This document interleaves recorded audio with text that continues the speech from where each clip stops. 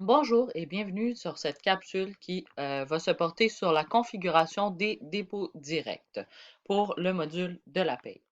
Donc, on va se diriger au niveau du module de la paye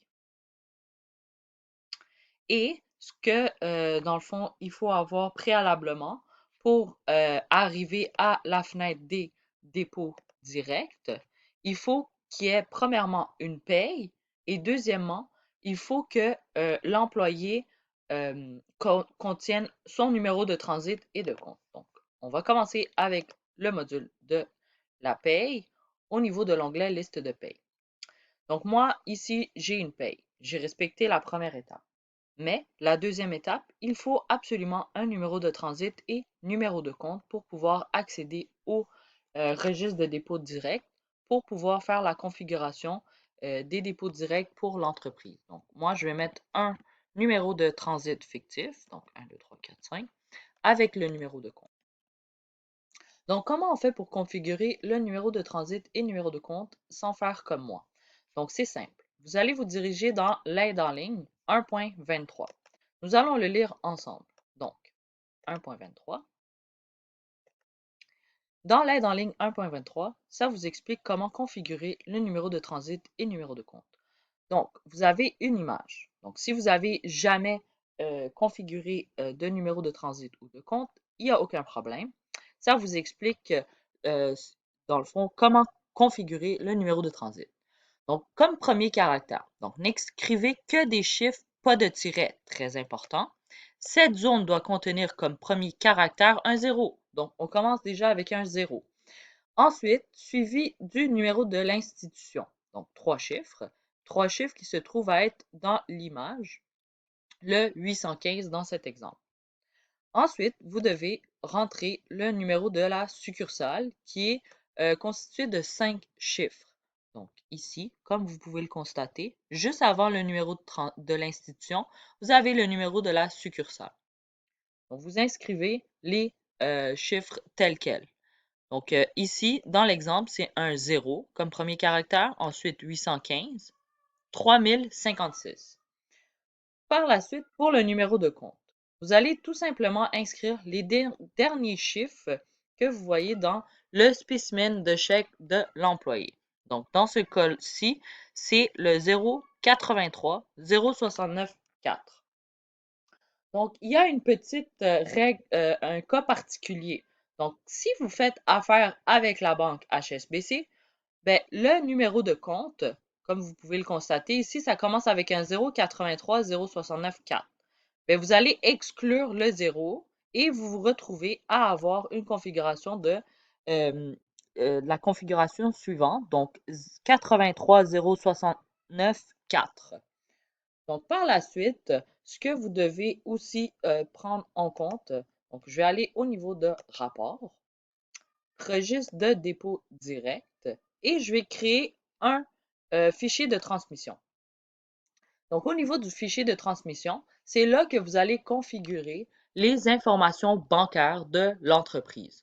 Donc, moi, ce que je fais, c'est que je vais sélectionner parmi la liste déroulante l'institution financière avec laquelle mon entreprise fait affaire. Donc, moi, pour l'exemple, j'ai pris Caisse populaire. Caisse populaire, c'est avec Desjardins. Par la suite, je vais mettre le nom abrégé de l'entreprise. Donc, c'est sûr que parfois, si votre nom est quand même assez long, votre nom d'entreprise, vous allez tout simplement mettre le nom abrégé de l'entreprise parce qu'on est limité ici au niveau des caractères. Ensuite, vous allez rentrer le numéro de transit. Donc, quand vous cliquez sur Aide, ça vous dirige directement dans l'aide en ligne 1.23. Donc, vous allez faire le même principe que la configuration du numéro de transit et de compte pour les employés. Donc là, ici, ça serait celle de l'entreprise. Donc, moi, je vais rentrer 0, 815. Donc, on commence toujours par le premier caractère qui est un 0. Le premier chiffre, pardon, un 0. Ensuite, les trois numéros de l'institution financière. Et par la suite, je termine avec les numéros de la succursale. Numéro de compte. Je rentre les numéros de compte qui se trouvent à être les derniers chiffres du spécimen de chèque de l'entreprise. Ensuite, nous allons prendre l'option 1. Normalement, dans l'aide en ligne, ça vous explique que l'option 1, c'est pour les dépôts directs pour la paye. Et l'option 2, c'est pour les dépôts directs des fournisseurs. Donc, il se peut que votre entreprise n'exige pas que vous sépariez vos dépôts directs de la paye et ceux des fournisseurs. Donc, ça se peut que vous ayez seulement un code d'identification. C'est quoi un code d'identification?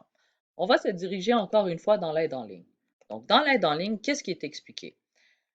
On va y aller ici. Donc, le code d'identification. Votre institution vous a assigné un code d'identification de 10 chiffres, un numéro d'organisme DRD.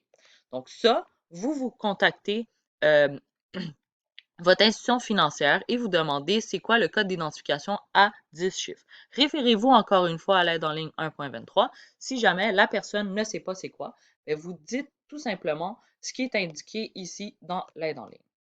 Donc, une fois que vous avez le code d'identification, vous allez l'indiquer ici. Donc, comme j'ai mentionné un peu plus tôt, si vous avez deux codes d'identification, parce que votre institution financière vous offre deux codes d'identification, un pour les paies et un pour les dépôts directs de fournisseurs, vous pouvez le configurer ici tout simplement. Par la suite, vous avez aussi la possibilité ici, dans le fond, le lecteur, ça c'est le chemin où va se créer le dépôt direct, donc le fichier de transmission, le répertoire et le sous-répertoire. Ici, moi, ce que j'ai, c'est le nom du fichier, qui est dépôt, et le numéro de séquence, pardon, si je le décoche, on va porter une attention particulière ici au nom du fichier.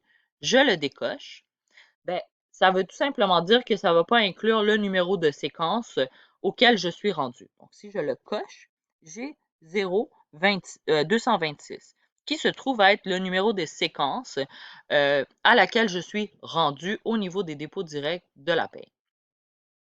Donc, voici comment configurer les fichiers de transmission pour le dépôt direct au niveau de la paie. Donc, sur ce, je vous souhaite une très belle journée. Merci.